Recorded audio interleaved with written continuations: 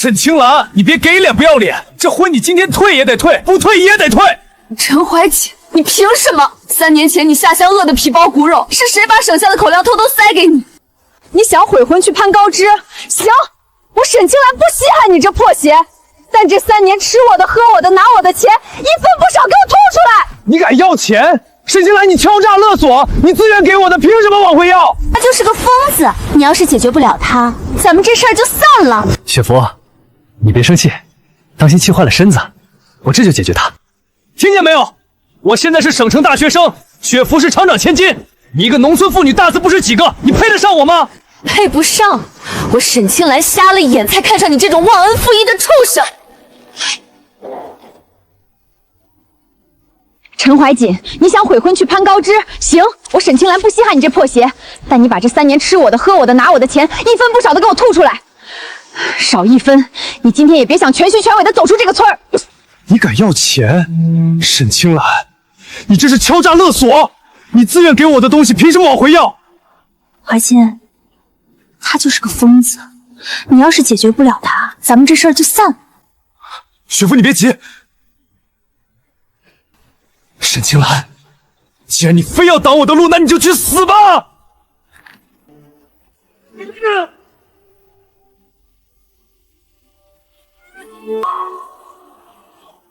那你就去死吧！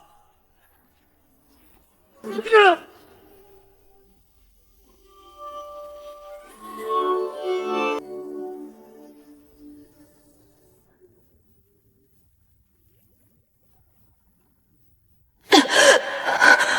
不能死。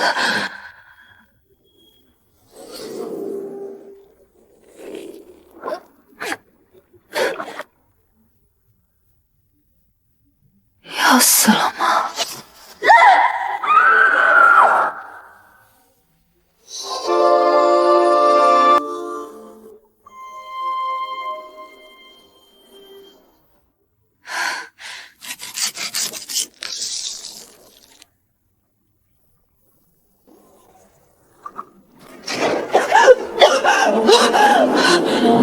陈怀瑾、林雪芙想杀老娘灭口，你们给老娘等着！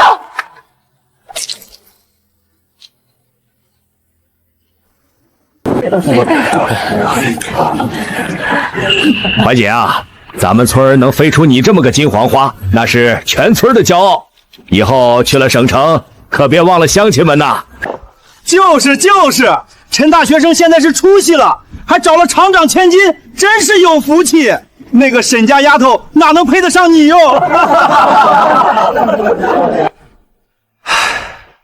村长，各位乡亲，我跟沈青山同志呢，是因为思想境界差距太大，感情破裂，今天已经和平退婚了。大家放心，我陈怀清不是忘本的人。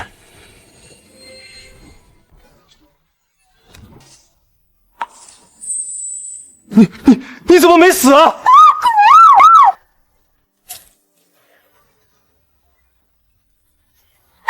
的红裙子，你这个疯婆子干什么？保安呢？我要叫人抓你！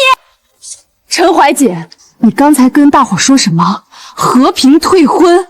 大伙听好了，他为了退婚，为了不还我这3年供他吃喝的钱，在望夫塔边把我推下悬崖，还想杀我！你以为我死了，你就能安心去当你的陈世美了，是不是？啥？推下悬崖？这可是杀人的大罪呀！青兰，你先松手，饭可以乱吃，话不能乱讲啊。怀瑾刚说了，你们是和平退婚，是不是有什么误会？不会吧？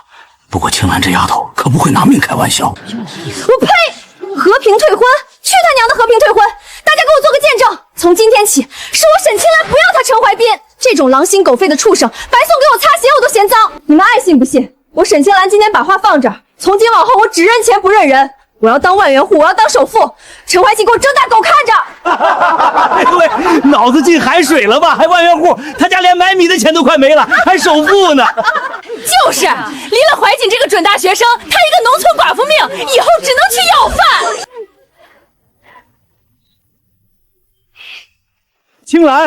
青兰啊！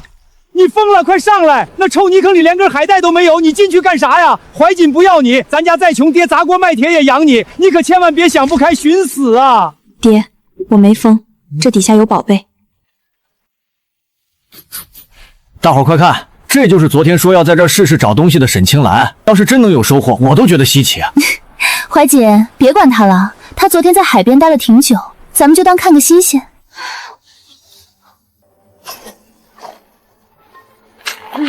给我出来！我的个亲娘祖奶奶！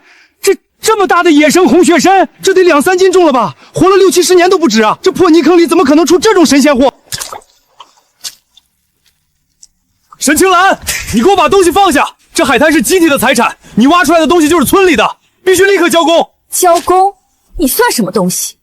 村长都没发话，轮得到你在这儿放屁？这东西应该统一管理，你不能私自拿着它。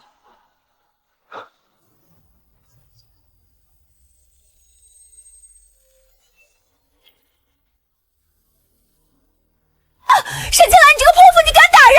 我要去派出所报警抓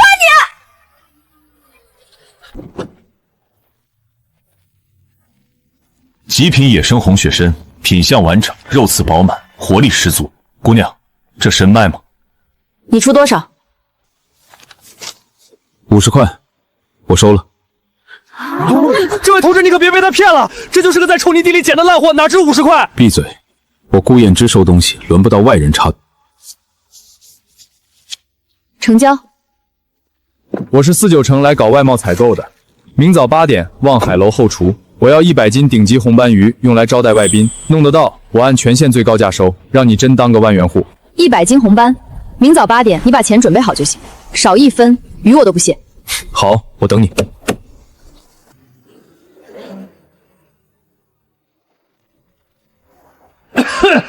胡闹，简直是胡闹！青婉，你是不是今天掉海里把脑子给淹坏了？100斤红斑，你当那海是你家开的鱼塘啊？现在的近海连个鱼毛都见不着一根。你想一夜凑齐100斤，只能去哪儿？只能去幽冥礁。姐，咱不去行不行？那地方暗流吃人啊！村里多少老船长都不敢靠近那片死地。你一个丫头片子，大夜去那儿不是送死吗？爹说的对，今天这50块钱够咱家买好几个月的大米了。那洋人的钱咱不挣了。是啊，青兰，听爹的。陈怀瑾那个畜生不要你，那是他瞎了眼。咱家穷是穷，但只要有一口人在，爹就算去卖血也养活你。你别去寻短见啊！爹，清徐，咱家穷了3代了，这50块钱确实能让咱们吃上几顿饱饭，但它买不来别人对咱们的尊重，买不来尊严。今天在院子里，陈怀瑾是怎么踩咱们沈家脸的？你们忘了吗？全村人是怎么指着咱们的两股嘲笑的？你们忘了吗？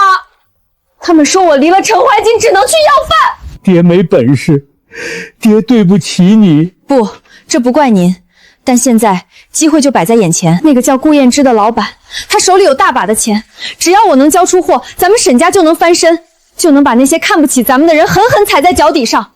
这钱我沈清霄必须挣，就是阎王爷的龙宫，我今晚也得闯一闯。姐，把门顶死！天亮之前，等我带着1万块钱回来。给我破！老天爷，你昨天没淹死我，今天也别想收我的命！到底在哪儿？出来吧，我的眼睛！找到了，就是那里。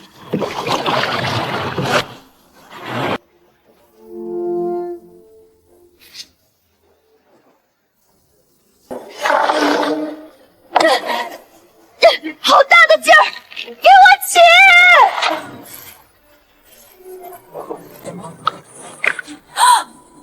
我的天，这是黄轮鱼，这是野生黄轮鱼。这东西的鱼脖可是被称为海中黄金的顶级滋补神品，这10几条的价值绝对比这100斤红斑还要贵上10倍，发财了！前面那条破船，给老子停下！哟，我当是谁大半夜不要命跑这儿来了？原来是刚被陈知青退婚的沈家破鞋呀！我看你船吃水挺深啊，捞到不少好货吧？马上把鱼都给老子扔过来，今晚这事儿就算了。赶紧的，不然彪哥一句话，直接把你这破木盆撞成稀巴烂，让你喂王八！就凭你们这几个臭鱼烂虾，也想抢老娘的钱？想得美，下辈子吧。贱人，给脸不要脸，给我传送撞过去。3、2、1，漏水了，船底破了个大洞，救命啊！跳水，快跳！沈青兰，沈姑奶奶，救命啊！拉我一把，我错了，我再也不敢了。刚不是想撞沉我吗？马彪，多喝点海水，好好清醒清醒你那权势江湖的脑子。放心，这片水浅，淹不死你们。有本事抢劫，就自己游回村里去吧。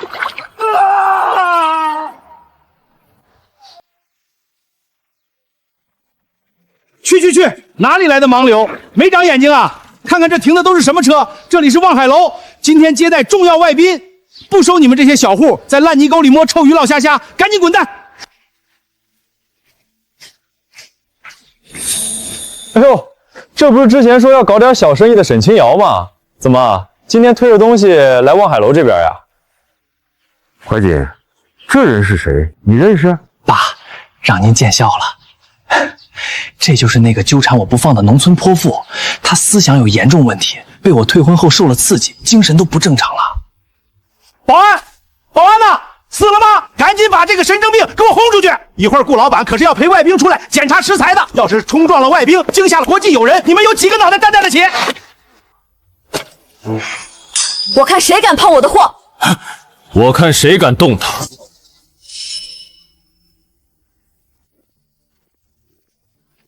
鱼带来了105斤纯野生大红斑，外加一点小惊喜，全在这儿。Oh my God! Unbelievable! Jesus Christ! 顾总，施密特先生说他在全世界巡回了这么多年，从没见过这么极品、活力这么强的高级海货，他非常满意。这怎么可能？这绝对不可能！他一个人连条机动船都没有，凭什么能去深海搞到这么好的鱼？沈同志，你果然没让我失望。清点过秤结算。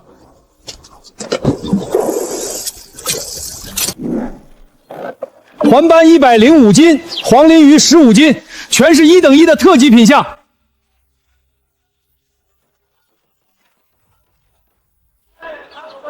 红斑按最高市价，黄鲢鱼是稀缺货，我给你算双倍，这里是整整1万块。这么多钱，我在厂里做普通职员，一年收入才200多，这数额抵得上我工作几十年的积蓄了。点点。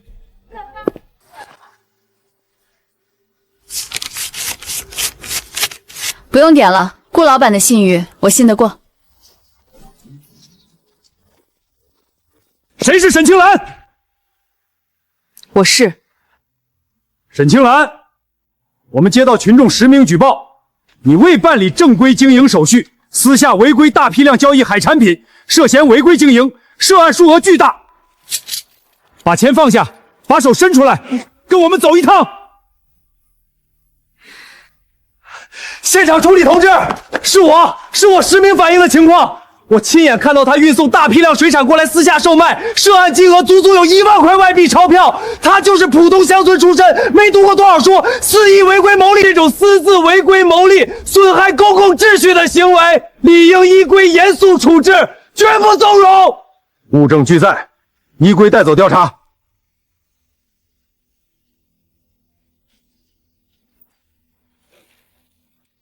慢着！睁大你们的眼睛，看清楚这上面的钢印。我是外贸专项特派专员，这位沈青兰同志绝非私自牟利的无业人员，而是我方单位正式备案的对外经贸采购专员。外汇创收大局，他捕捞上来的所有极品海货，是签约供应给海外重要客户的，能为企业创造可观的外汇收入。你现在要抓我的指定采购眼，是要毁掉这笔关键的出口贸易吗？对不起，是我们核实工作不细致，没有提前查清来龙去脉，误信了不实信息，险些造成现场处理失误，请指示。现场处理同志，队长，你们别被骗了！闭嘴！他沈清兰就是个每天在海里挖泥巴的村姑啊，她连拼音都认不全。你这个满嘴跑火车的混账东西，涉嫌恶意诬告重要外贸项目经办人员。来人，把他控制住，带回去严肃审查。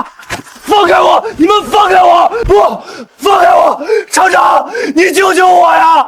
我可是您看着长大的呀，雪夫还在等我回去吃饭呢。谁是你长辈？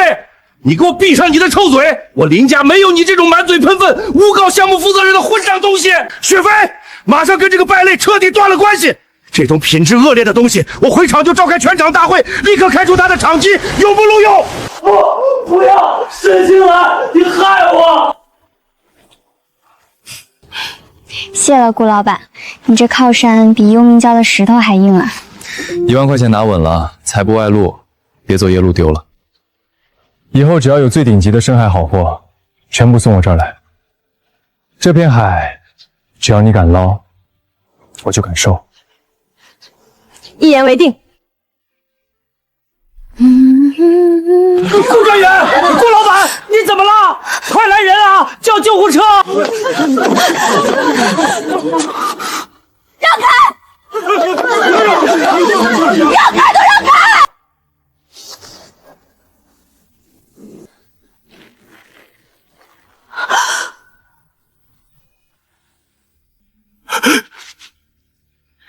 如果不立刻用罕见的天才地宝施救，这个手眼冲天的外贸大佬绝对活不过今晚。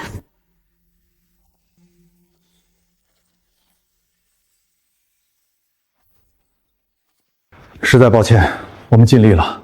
顾专员突发严重的心脉骤停，他的心脏依然没有任何反应。不可能！不可能！我们顾总身体一直像头牛一样壮，怎么可能突然就不行了？你再救救他，用最好的药，钱不是问题。同志，这不是钱的问题，医学是有极限的，节哀是。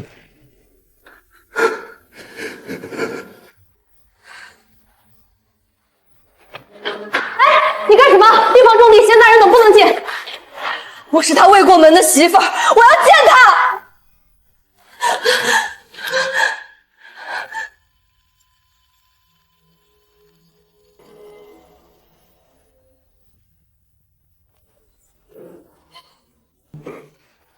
郑伯安同志，听着，顾衍之还没死。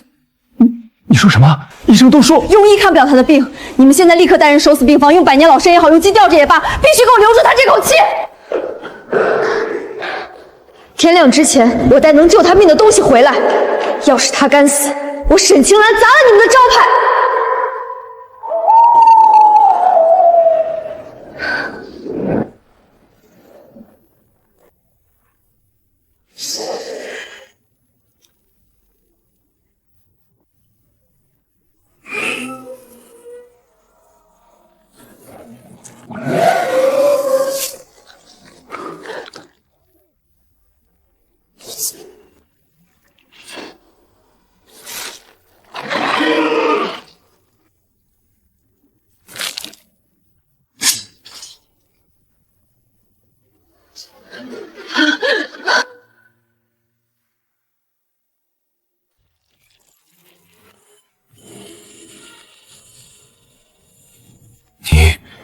救了我，醒了就行，咱们互不相欠。你白天救我免了牢狱之灾，我半夜替你下海跑了一趟，这条平扯平，我顾衍之的命可没这么不值钱。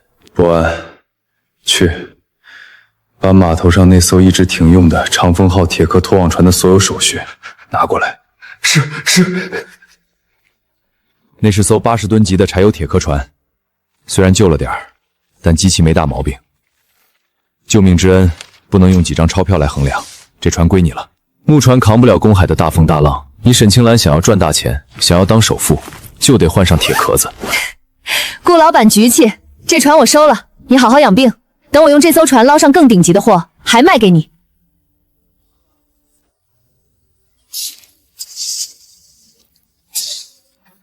这下面空的。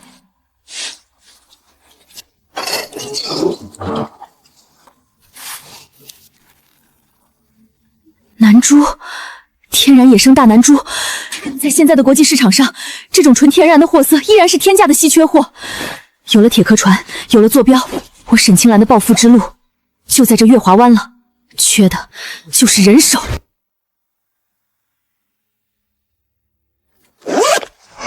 我的老天爷，青兰姐，你这是去抢银行了？青兰，你叫我们来，是不是有什么大买卖？周野、沈木、清旭，我弄到了一艘80吨的铁壳拖网船，准备干一票出远海的买卖。这趟出海底薪100块，捞到好东西还有分红，你们干不干？青兰姐，你这就是让我们去打美国佬的航母，我们也赶上，这条命交给你了，干了！跟着青兰姐吃肉。好，今晚买柴油修补拖网，检修起重机，明天一早出发。姐，前方的海湾部队被人用几条粗壮的钢丝绳拉起带刺的铁网给彻底封死了，根本进不去。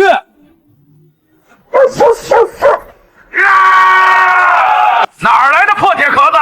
这月华湾被我们包了！赶紧给老子掉头滚蛋，不然我放咬死你们，把你们的船烧成一堆废铁！周野、沈木，把船头那座红色的水炮口给我死死对准那个光头。敬酒不吃吃罚酒，兄弟们，抄家伙，给我上他们的船，男的扔海里喂鱼！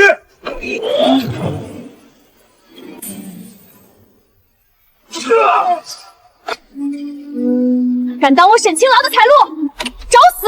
慢舵前进，给我直接撞断铁网，冲进去！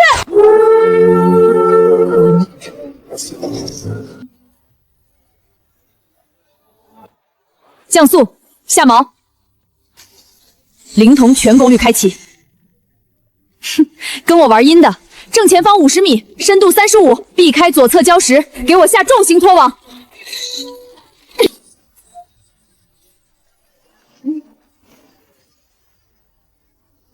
我的亲娘嘞，长这么大从来没见过这么大的蚌壳，这得活了多少年啊！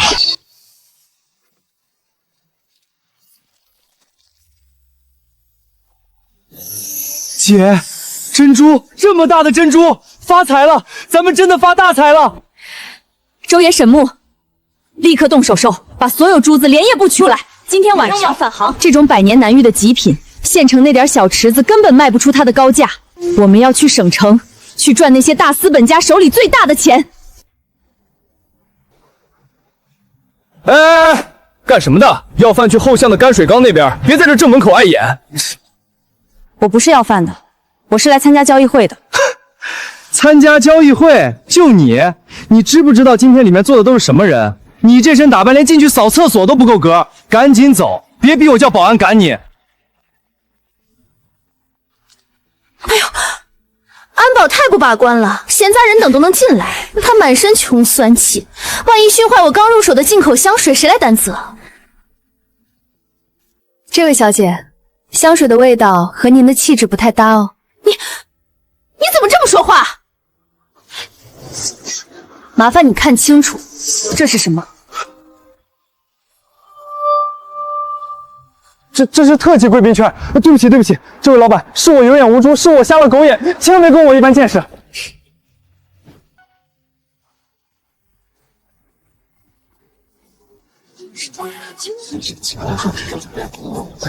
这哪来的乡下丫头？这拿要饭的布袋子放鉴定台上，真是不懂规矩。估计也是拿了几个破贝壳或者养殖的小珍珠，想来是撞了要晕了。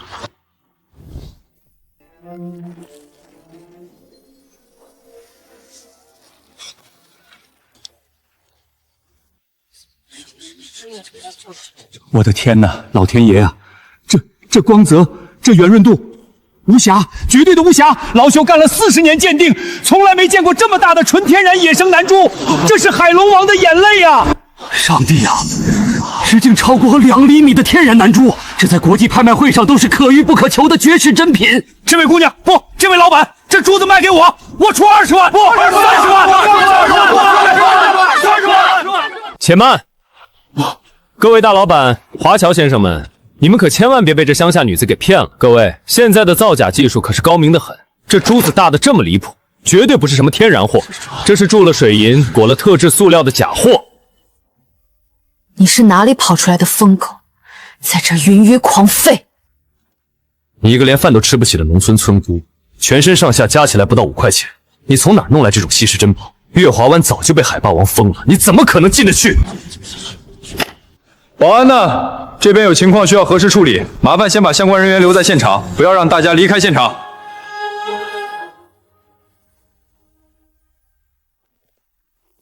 我看谁敢动他一根手指头。哟，我当是谁呢？这不是我那刚从鬼门关爬回来的好堂哥吗？你这眼光是越来越差了，居然找个卖假货的农村骗子当你的特供采购业，有把握吗？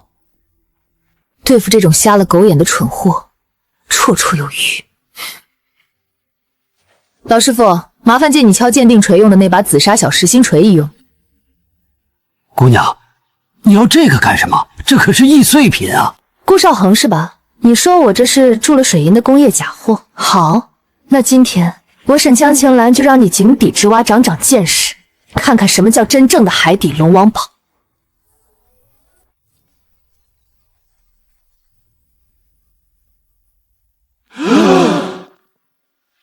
都给我看清楚了，这是不是纯天然的层状结构？是天然的，是天然的！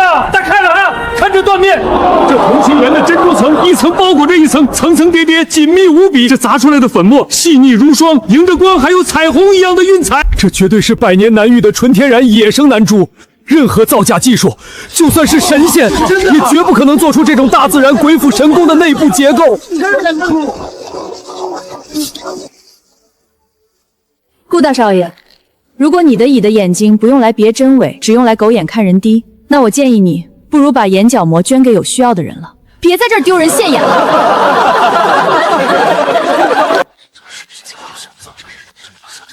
姑娘，这颗蛛王我出50万，我要了。霍老先生是爽快人，成交，您付现金还是外汇？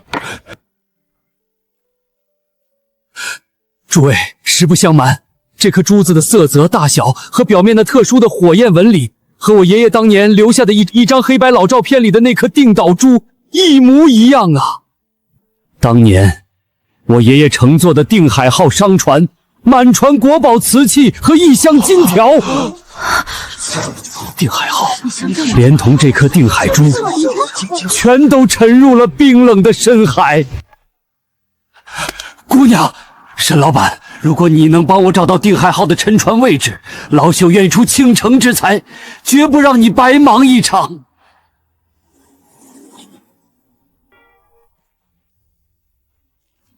老先生，您把心放进肚子里，这片海没有我沈青三捞不到的东西。定海号，我要定了。沈老板、顾专员，你们可看准了，这艘1000吨级的远洋货轮，虽然配备了最顶级的液压吊臂和深海声呐，但这可是个烧钱的无底洞啊！光是加满那几个大油箱的柴油，就是一笔巨款。你们真要买它？不仅要买，我还要你们用最快的速度给它重新涂装，就叫它凌波号。这有规定，必须一次性付清全款，这可是足足50万啊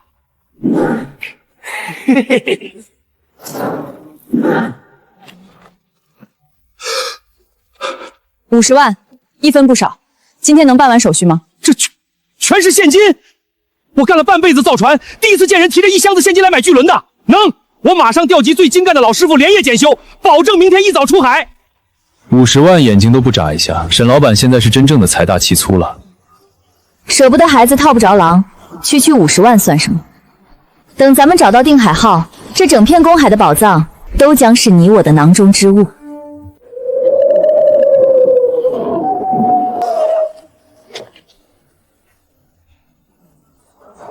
沈青兰，你害得我落到这般境地，凭什么你能过得顺利，我却要在码头辛苦劳作？之前有人跟我说，只要我把东西倒进油舱，机器一发动就会出问题，变成没法用的状态。我的手！陈怀瑾，老话怎么说来着？狗改不了吃屎。我看这句话用在你身上，简直是侮辱了狗。你怎么会在这里？这么黑的夜，你怎么能看见我？你以为顾少恒给你500块就能偷偷摸摸算计我？我早料到他不会善罢甘休。倒是你甘愿当炮灰的蠢货，居然是你！青兰，你原谅我吧，我是一时糊涂，是顾少恒逼我的。看在以前相处的情分上，给我个机会吧！闭嘴！破坏远洋巨联，涉嫌危害公共安全，相关部门会依法处理你。周野，沈木，你居然敢动青兰家的船！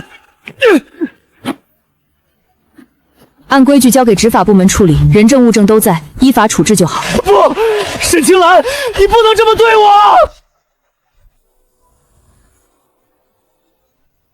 满舵前进，目标公海深处魔鬼的咽喉。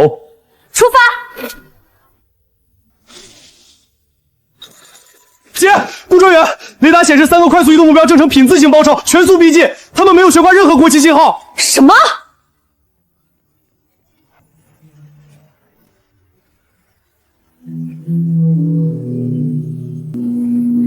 是顾少恒，他疯了！为了独吞定海号的宝藏，他竟然真的雇佣了公海上的亡命徒海盗。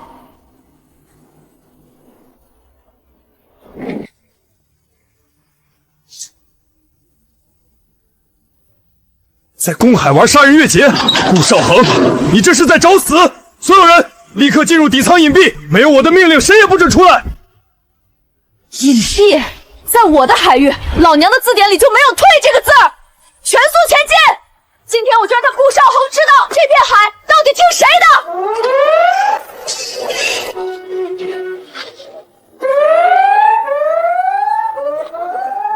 慌什么？这船是经过特殊改造的双层装甲龙骨，这几颗灰麻胶你根本打不穿。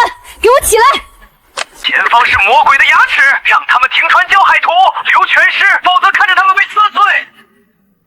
顾少恒，你给老娘竖起耳朵听好了，这片海的鬼不是靠你那张臭嘴吹出来的。想要海图，有种你就跟着老娘的航迹冲进来。姐，完了，前方没路了，是死路。闭嘴！都给我抓紧扶手，老娘带你们飞过去！有本事给我回正！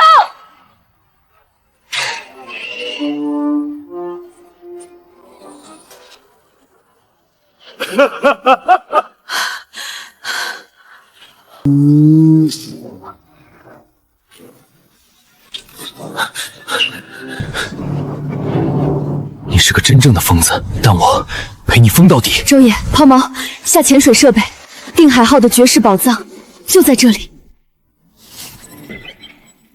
不行不行，顾老板审了，顾老板，这活我们兄弟就真干不了，给多少钱都不行。刘师傅，你们是省里最好的潜水员，50米的深度应该是家常便饭，价钱我可以再给我们加1倍。顾老板，这不是钱的事儿，这是命啊！水下50米，刚好是一个地质断层，形成了海底漏斗，暗流像绞肉机，每分钟都在变方向。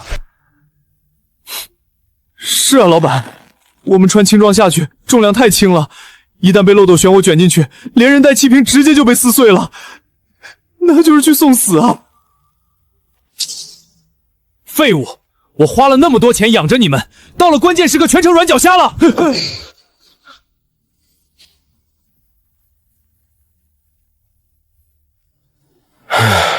宝藏就在脚底下50米，难道要眼睁睁看着烂在海里？他们不敢下，我下。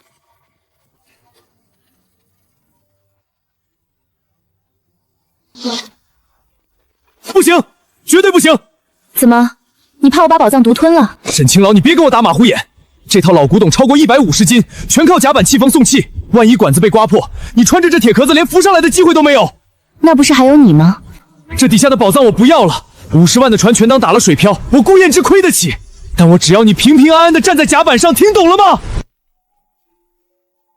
顾燕之，50万的船都买了，刚跟海盗拼完命，哪有到了家门口空手回去的道理？信我。你忘了是谁把你从鬼门关拉回来的？在陆地上我可能打不过你的保镖，但在海里我是无敌的。这区区50米的漏斗，收不了你的命。还愣着干什么？帮他穿装备。如果甲板上的气泵和通讯出了一点问题，我把你们全扔下去喂鲨鱼。是。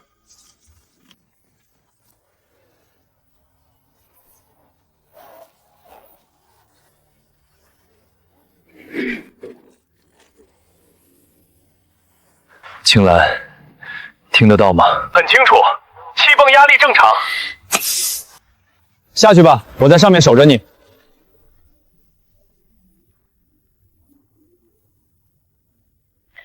报告甲板深度45米，水流紊乱，有一股巨大的吸力在扯我的腿。稳住重心，靠倾斜的重量对抗水流，千万不要被卷离吊索区域。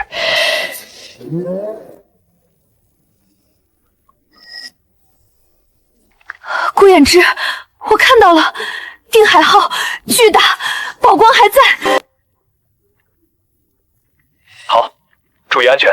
这艘船泡了几百年，木质结构已经脆弱，随时可能发生大面积地坍塌。拿最值钱的东西，速战速决。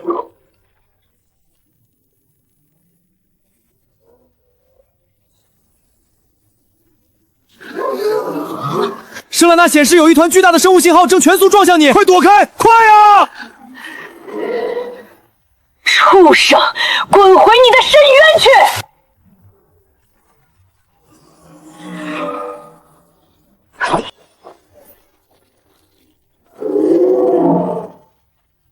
甲板障碍已清除，老娘今天晚上要吃红烧石斑。收到，注意安全。沈清兰，你真是个不要命的疯子，快点去拿东西。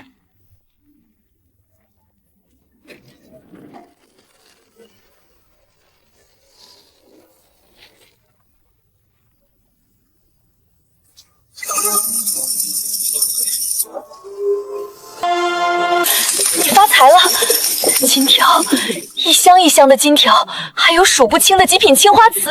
用网都装好，挂在吊索上。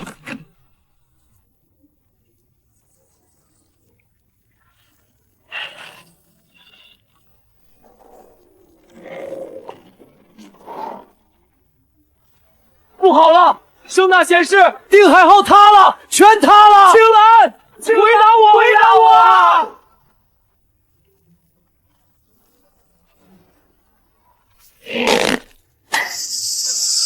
气压报警，供气管被砸死了，送不进气了！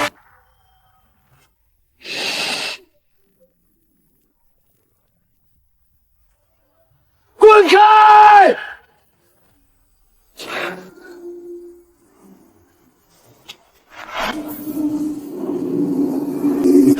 气压报警了，压死了！供气管被海底的东西彻底压死了，空气送不进去了。青兰姐没气了！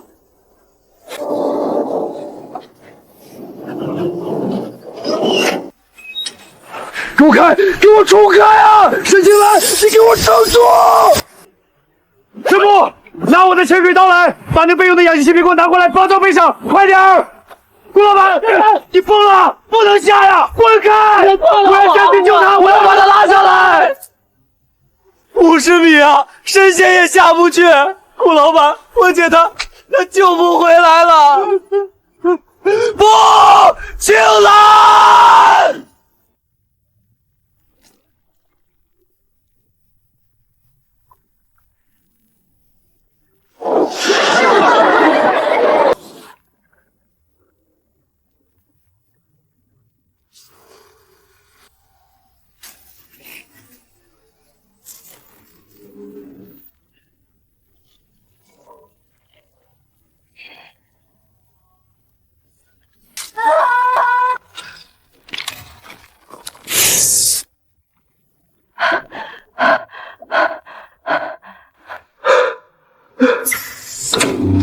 童老板，管子通了，气打进去了。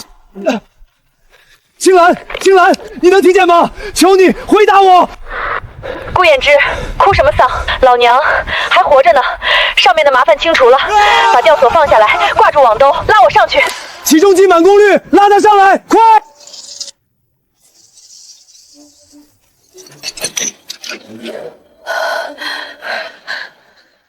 沈青兰，你听着，以后哪怕海底全是金山银山，你也再也不准干这么危险的事，听见没有？行了，顾老板，光天化日的，手底下这么多兄弟看着呢，我这不是好好的回来了吗？别抱了，赶紧让起重机干活，让人看看我拼了半条命从阎王爷那里抢上来了什么绝世好货。起钩！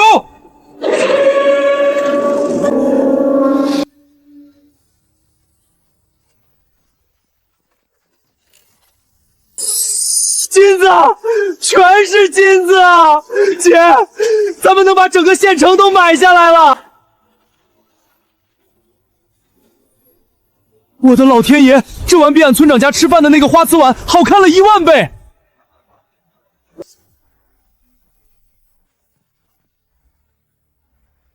这是什么？你冒着被压死的风险，在最后关头也要死死抱住他。顾砚之，黄金和瓷器有价，但这个箱子里的东西是真正的无价之宝。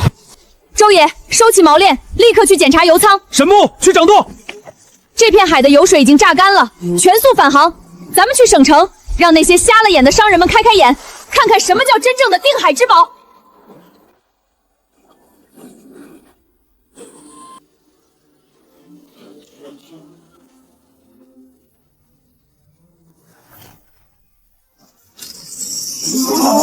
沈老板，沈神仙，这箱青花瓷我全包了，我出100万外汇，全包了。诸位，黄金有价，瓷器有价，价高者得，这都没问题。但是今天我请大家来，不是为了让你们看这些俗不可耐的黄白之物。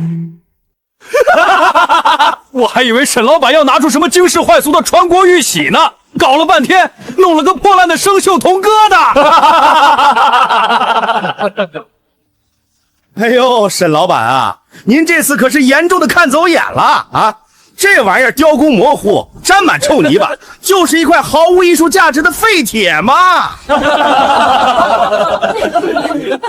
就是啊，沈老板英明神武，居然把一块海底垃圾当成了定海之宝，真是滑天下之大稽呀！废铜烂铁，可笑！秦老，请您老人家来好好的给这群瞎了狗眼的东西长长见识。哎呦，秦老，您老人家怎么也亲自到这种充满海腥味的码头来了？这乡下丫头拿个破铜烂铁，非说是定海之宝，这不是脏了您老人家的眼吗？闭上你的臭嘴！在文物面前，没有高低贵贵，只有真伪之分。你这种只看钱不看底蕴的奸商，也配在我面前谈古玩？沈老板，老朽能碰一下这尊物砚吗？秦老，您请。这层海底淤泥太厚，晚辈不敢乱动，怕伤了根本，全凭您老人家的一双慧眼了。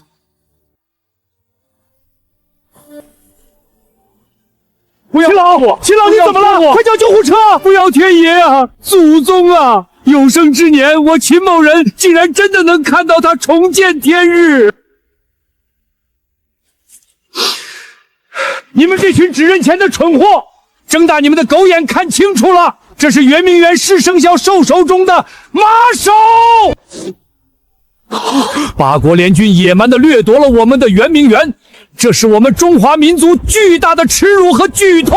后来有一位爱国的华侨倾尽家产买下几件国宝，试图随商船运回国内，但在公海遭遇恐怖的风暴，沉入深海，国之重器。这100年来，无数人出海寻宝，全都葬身鱼腹。这就是真正的无价之宝，是神圣不可侵犯的国之重器呀！我瞎了眼，是我瞎了狗眼啊！我竟然说国宝是废铁，我该死啊！我真该死啊！哦，上帝，这是伟大的东方艺术品，沈小姐，我买，我出100万美元，只要你肯卖，我现在就让人给你转账到瑞士银行，让你成为全世界富有的人。沈老板，这种国宝绝不能落入洋人手里。我愿意出双倍的价格，只要你出个价，老朽倾家荡产也要买下来，当做传家之宝。海外还有豪华庄园。闭嘴！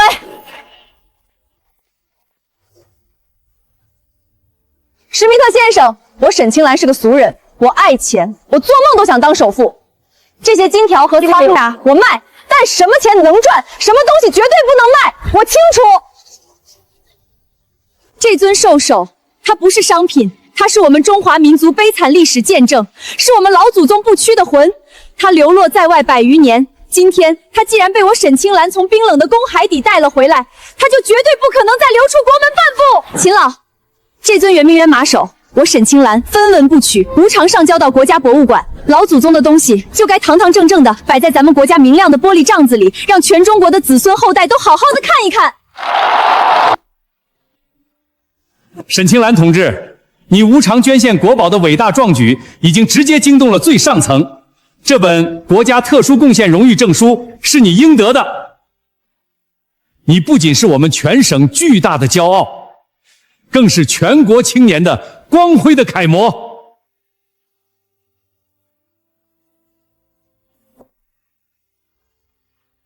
感谢领导的肯定，我只是做了一个普通的中国人该做的事。青兰同志啊，你上交国宝高风亮节，但国家也绝不会让你吃亏。鉴于你的能力和爱国情怀，国家破例特批，授予你远洋外贸独立专线的最高级特权。从今天起，你可以拥有自己的远洋舰队，所有大型港口对你一路绿灯。感谢国家，我沈青兰绝不辜负这份沉甸甸的信任。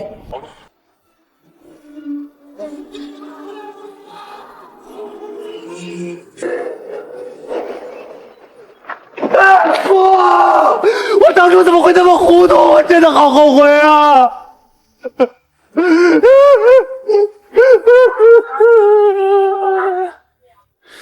施密特，那个沈老板到底还来不来啊？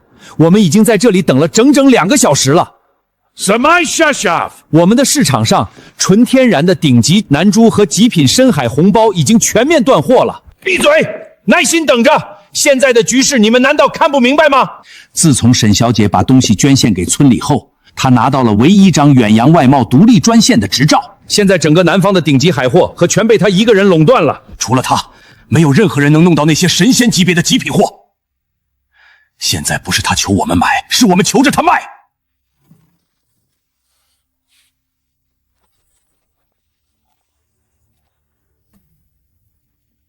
哦，尊敬的沈董事长，您终于来了，见到您真是太荣幸了。路上处理了一点收购高装厂的琐事，有点耽误了。施密特先生，各位坐吧。我的时间很贵，直接进入正题吧。你们想要货可以，今年的深海极品红斑黄鲢鱼还有天然南珠，我手里的份额足够填满你们的顶级市场。太好了，沈董事长果然是爽快人，只要您愿意把货全包给我们，价格方面，我们愿意在国际市价的基础上再上浮10%。10%，施密特先生，你是不是觉得我沈青兰还是几个月前那个在望海楼后厨推着破板车卖鱼的乡下丫头？这个价格在全球来说已经是非常高的了。我的意思是，你们是在打发叫花子。第一，所有高端海产与精品货谱整体上浮30%。第二，即日起合作结算规则全面调整，合作手可通过用物资抵靠部分合作款项。第三，所有货品运输业务统一由我青兰远洋船队全权承运。沈小姐，你这是抢劫！30%的溢价，还要我们提供核心的工业设备，这根本不可能！我们绝对不会接受这种屈辱的霸王条款。不接受，门在那边，好走不送。你们搞清楚现在的状况，极品黄唇鱼只有我从死亡暗流里捞出来，纯天然无瑕南珠只有我能从深海处活着带回来。你们嫌贵，有的是父老拿着成箱的黄金排队求我供货。我给你们10分钟考虑，签不签字你们自己掂量。沈董事长，您赢了，您是我见过的最可怕、最伟大谈判家。我们签。唉，这日子什么时候是个头啊？海里的鱼越来越难打，这破泥滩连个海带都挖不出来。可不是嘛！我听说隔壁村的马彪前阵子船也沉了。哎，你们说沈家那个丫头沈青兰，几个月前大言不惭地说要去省城当万元户，还弄了艘铁壳船出海，现在都没个音讯，怕是早就死在公海里喂鲨鱼了吧？青兰这丫头被陈怀乾退了婚，受了刺激。唉，当初我就劝她别瞎折腾，一个丫头片子怎么可能发大财？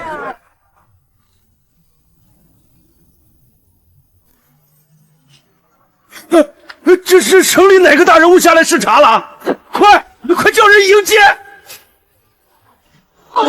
沈青兰，那是不是沈青兰？是青兰，是沈老根家的那个闺女。老天爷，她没死，她开着小汽车回来了。青兰，我的闺女，青兰，我的闺女啊！爹还以为你回不来了。爹，我回来了。我沈青兰说到做到，我不仅活着回来了，我还赚到了钱。从今天起，您再也不用受苦了。大伙儿看清楚了，我姐现在是全省最大的青兰远洋集团的董事长，这车里是整整200万的现金。青兰啊，是树瞎了眼，是咱们全村人当初瞎了眼啊！都给我站起来！我沈清兰在旺福崖上说过，我要做万元户，我要当首富。今天我做到了，但我更知道穷生奸计，富长良心。周爷，把卡车上的东西卸下来。乡亲们，这片海曾经差点要了我的命，但也成就了我。从今天起，我要在这里建立全省最大的深海渔业基地。只要你们肯吃苦、肯出力，男的上我的船，每个月保底200块。从今往后，家家户户都是万元户。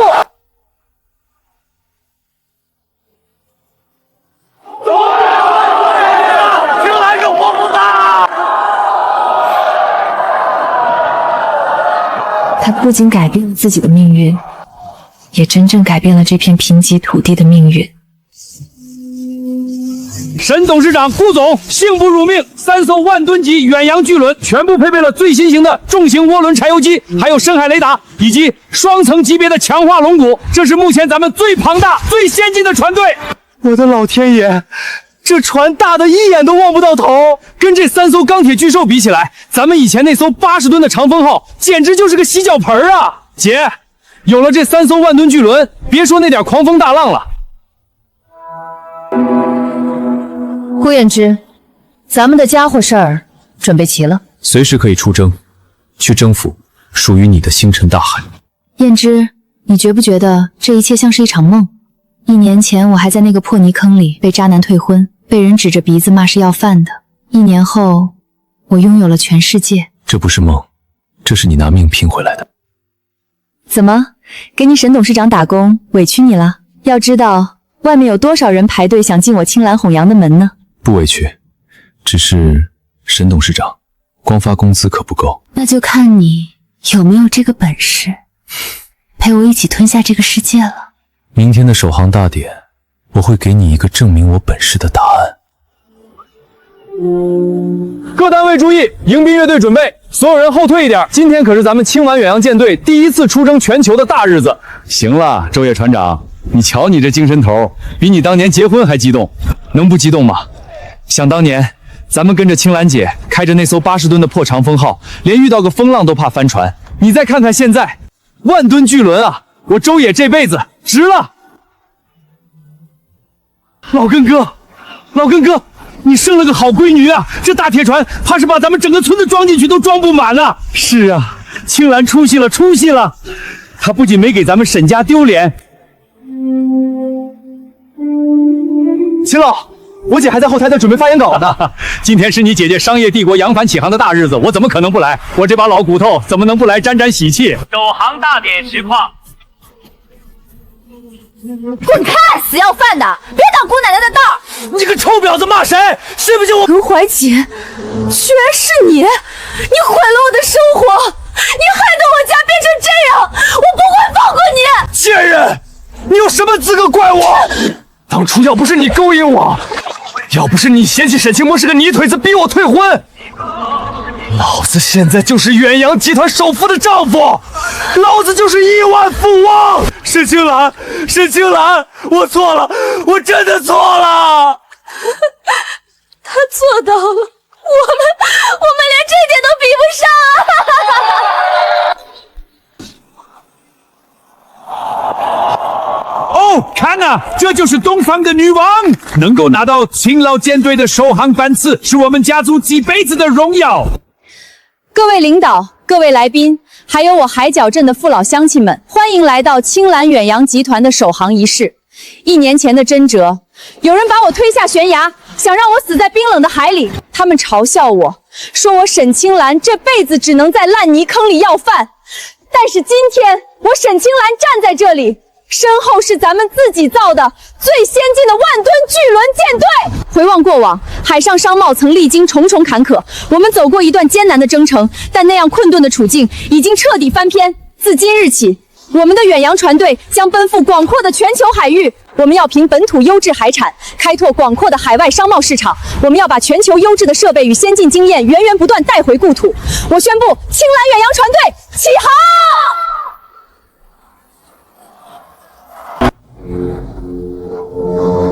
顾老板，放着宽敞豪华的 VIP 舱不待，跑来甲板上吹风，这可不符合你的身份。4九城太小，装不下我。那些身份我早就不要了。哦，连身份都不要了。那顾专员现在想要什么？